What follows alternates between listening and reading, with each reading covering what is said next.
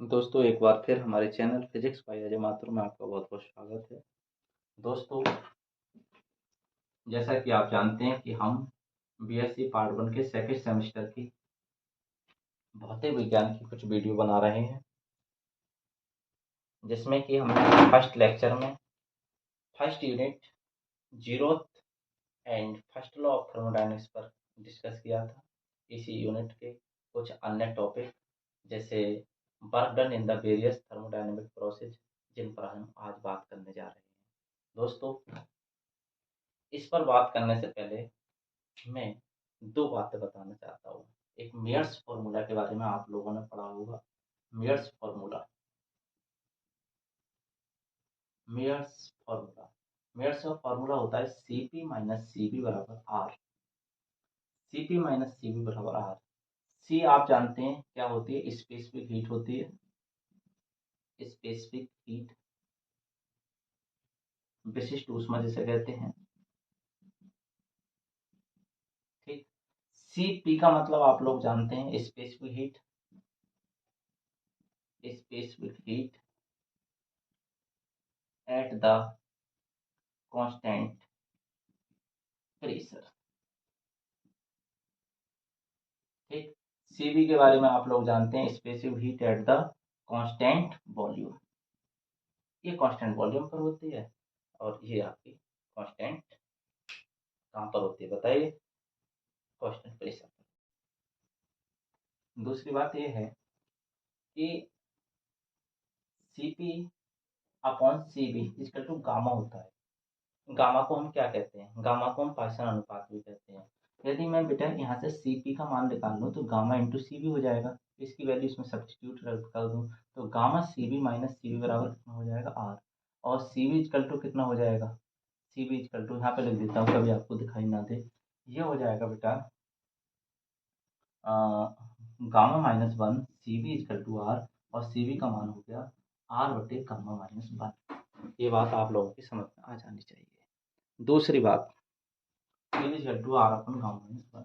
दूसरी बात क्या है कि इसकी वैल्यू बहुत काम में आने वाली है, ये अभी हम बताते हैं आपको। Cv इक्वल टू क्या हो जाएगा? R upon gamma minus R R upon gamma minus one.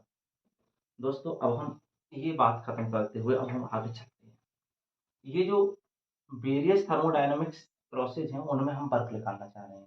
पहली बात ध्यान रखना आप, थर्मोडायनामिक प्रोसेस में जो वर्क का फार्मूला होता है वो P इंटू डी वी होता है। ठीक है, इंटीग्रेशन लगा के टोटल निकाल सकते हैं। डब्ल्यू इक्वल टू वॉल्यूम में चेंजिंग V1 से V2 कर रहे हैं। यहाँ पर F इंटू डी एक्स नहीं होता है, बल गुणा विस्थापन नहीं होता है, बल्कि क्या होता है? दाब गुणा आयतन में परिवर्तन होता है। ठीक है, क्यों? क्योंकि थर्मोडायनामिक सिस्टम पी वी और टी पर ही डिपेंड करते हैं मूलतः।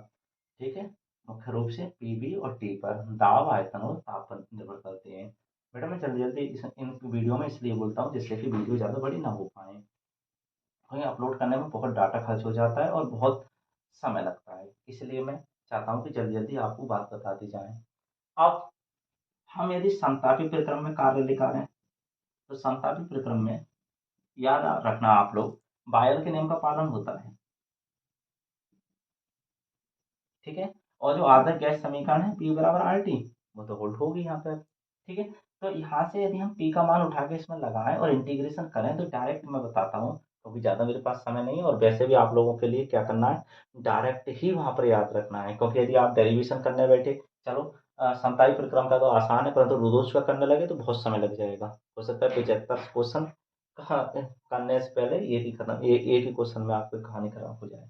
मतलब एक ही क्वेश्चन में इतना समय लग जाए जिससे पूरी कहानी खराब हो जाए। हम क्या काम करते हैं, पी की वैल्यू इस जगह उठा के इसमें लगा के इंटीग्रेशन करते हैं। तो मैं डायरेक्ट बताता हूँ क्या आता है। ये फार्मूला ये आता है आर टी लॉग बेस ई, और आता है ये आपका बी टू बटे पी वन, ये आता है। एक बात सभी लोग आप जानते हैं कि लॉग कहीं आधार ई पर है, लॉग आधार 10 पे बदलना है तो आपको एक संख्या होती है 3026, इससे मल्टीप्लाई कर देते हैं और आधार किस पे बन जाता है? ये आधार 10 पे बन जाता है।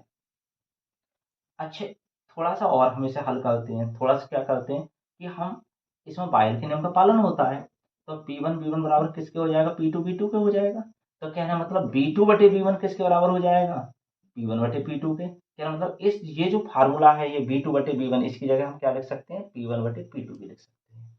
ठीक है। और एक बात और जानते हैं आप कि रुदोष प्रक्रम सॉरी समतापी प्रक्रम में, समतापी प्रक्रम में क्या होता है, W बराबर QQ हो जाता है। कैसे हो जाता है, क्योंकि आपने जब कल आपने देखा था कि क्योंकि इसमें ताप समान रहता है, ताप समान रहने की वजह से इंटरनल एनर्जी जीरो रहती है, और जब इंटरनल एनर्जी जीरो हो जाती है तो डब्ल्यू डी क्यू बराबर किसके हो जाएगा, डी डब्ल्यू के, डी क्यू बराबर डी डब्ल्यू के हो जाएगा, या क्यू बराबर डब्ल्यू के हो जाएगा। ठीक है। तो इसलिए इसे आप चाहें तो क्यू भी लिख सकते हैं। ठीक है। कहाँ पर, समतालित क्रम में। बात क्लियर हो गई, ठीक है, समझ में आ गई। जब भी आप लोग अपनी ये वीडियो देखते रहे करें तो उस समय आप लोग कॉपी और पेन लेकर बैठे करें और मुख्य मुख्य बातों को नोट कर लेते रहे करें। यहाँ से डायरेक्टली क्वेश्चन आ जाते हैं। यदि हम बात करें किसकी, यदि हम बात करें रुदोष प्रक्रम में कार्य की,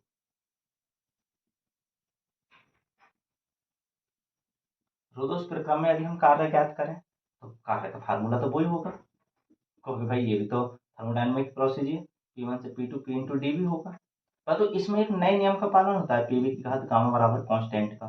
पीवी की घात गामा बराबर कांस्टेंट, ये जो नियम है इसे पाइसन का नियम भी कहते हैं, इसे पाइसन लॉ भी कहते हैं, ये पाइसन का नियम भी कहते हैं, इसे पाइसन, इसे पाइसन का नियम भी कहते हैं, कुछ लोग पाइसन का संबंध कहते हैं, ये पाइसन का संबंध भी होता है। ठीक है। जब यहाँ से इसकी वैल्यू लगाएंगे तो ये आ जाता है, सिद्ध होकर आर बटे gamma minus one P1 V1 minus P2 V2, ये फार्मूला आ जाता है।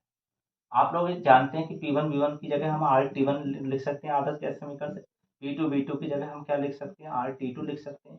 इनकी वैल्यू जब इसमें हम सब्स्टिट्यूट करें तो यहाँ RT1 हो जाएगा, यहाँ RT2 हो जाएगा, R कॉमन हो, ये 1 अपॉन आता है बेटा, ध्यान रखना आप, 1 upon gamma minus one P1 V1 minus P2 V2 आता है। ठीक है। और जब इनमें वैल्यू करेंगे तो R कॉमन आ जाएगा, ध्यान दें बेटा, थोड़ा सा यहाँ पे मैंने R गलत लिख दिया था, यहाँ 1 आएगा, तो ये हो जाएगा क्या चीज़, R बटे गामा माइनस वन, और ये क्या आ जाएगा कॉमन करके T1 माइनस T2, ये आ जाता है आपका फार्मूला।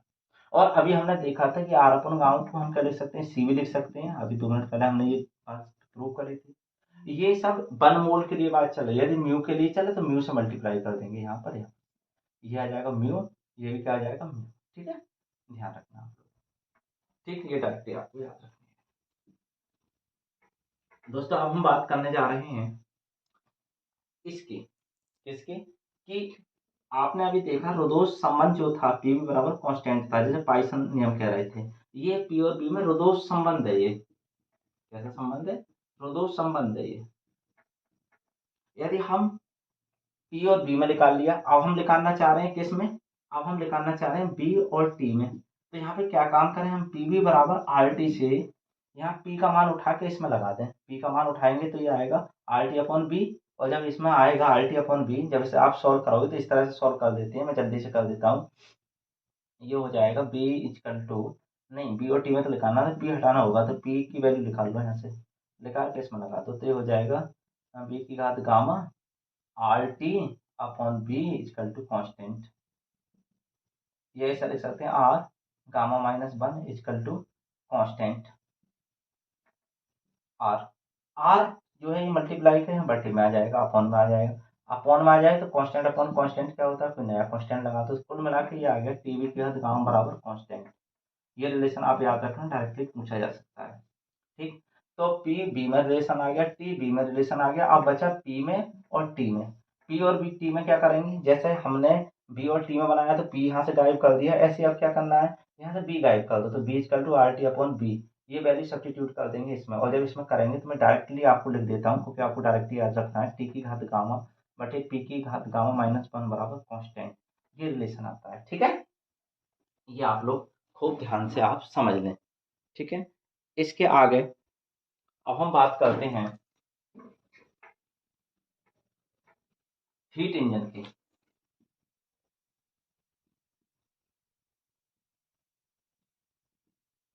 हीट इंजन क्या होता है बेटा, हमेशा ध्यान रखना, हीट इंजन का काम होता है हीट को मैकेनिकल एनर्जी में बदलना। ठीक है, और इस साइक्लिक प्रोसेस में कार्य करता है, और ये कंटिन्यूअसली लगातार हीट को किस में बदलता रहता है, मैकेनिकल एनर्जी में बदलता है। ठीक है, अब दूसरी बात समझिए, दूसरी बात क्या है, इसके 3 पोर्शन होते हैं। यदि हम इसकी रूपरेखा बात करें तो इसके तीन तीन पोर्शन होते हैं, 3 भाग होते हैं। और एक बात और याद रखना, जो मैं बोल रहा हूँ ध्यान देना मेरी बात पर, ये सोर्स होता है, ठीक है। इसकी हीट कैपेसिटी जो होती है अनंत होती है। हीट कैपेसिटी, ऊष्मा धारिता, इसकी क्या होती है, अनंत होती है। कहना मतलब ये अनंत ऊष्मा क्या कर सकता है, दे सकता है, ठीक है। अनंत ऊष्मा दे सकता है, ये हाई टेम्परेचर की ऑब्जेक्ट होता है, परंतु इसके टेम्परेचर में परिवर्तन नहीं होगा, ठीक है। टेम्परेचर में इसके कोई परिवर्तन नहीं होगा। ऐसे ही जो सिंक होता है, सिंक, ये इन्फिनिटी एनर्जी को ले सकता है, इसकी भी ऊष्माधारिता अनंत होती है, परंतु इसके टेम्परेचर में कोई भी वृद्धि नहीं होगी। ये नहीं है कि साहब ऊष्मा ले दी टेम्परेचर में वृद्धि हो जाए, ये मेरी बात में ध्यान रखना, ठीक। और ये क्या वर्किंग सब्सटेंस है। वर्किंग सब्सटेंस क्या काम करता है, हीट से ऊष्मा लेता है, सपोज करो इसने Q1 ऊष्मा ली, और W कार्य कर देता है, और बच्चे कुछ ही ऊष्मा को क्या कर देता है, बच्चे कुछ ही ऊष्मा मतलब हीट को किस में भेज देता है, सिंक में भेज देता है। तो कहने का मतलब ये जो ऊष्मा थी वो नष्ट नहीं हुई, बल्कि इन 2 भागों में बट गई। तो ऊर्जा संरक्षण के नियम से ये हो जाएगा W बराबर Q। यदि बेटे यहाँ से हम क्या काम करना चाहें, यदि हम यहाँ से W का मान निकालना चाहें तो ये हो जाएगा Q1 माइनस Q2। अब हम ये देखते हैं कि इसकी इफिशियंसी कितनी है। इफिशियंसी मतलब दक्षता कितनी है। तो दक्षता निकालने का फार्मूला होता है eta equal to W upon Q1। W की जगह आ जाएगा Q1 माइनस Q2 बटे Q1। इसे अलग अलग करके लिख दें तो 1 माइनस Q2 बटे क्या हो जाएगा, Q1 हो जाएगा। ये ईटा का मान हो गया।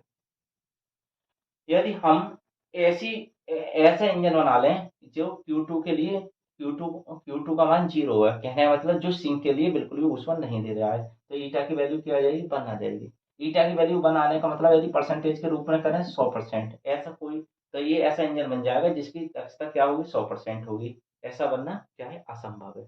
और यदि ऐसा इंजन है, यदि ऐसा कोई काल्पनिक इंजन है तो उस इंजन को हम कहते हैं आदर्श इंजन, आइडल इंजन, ठीक है। आइडल इंजन एक कल्पना है, ठीक है।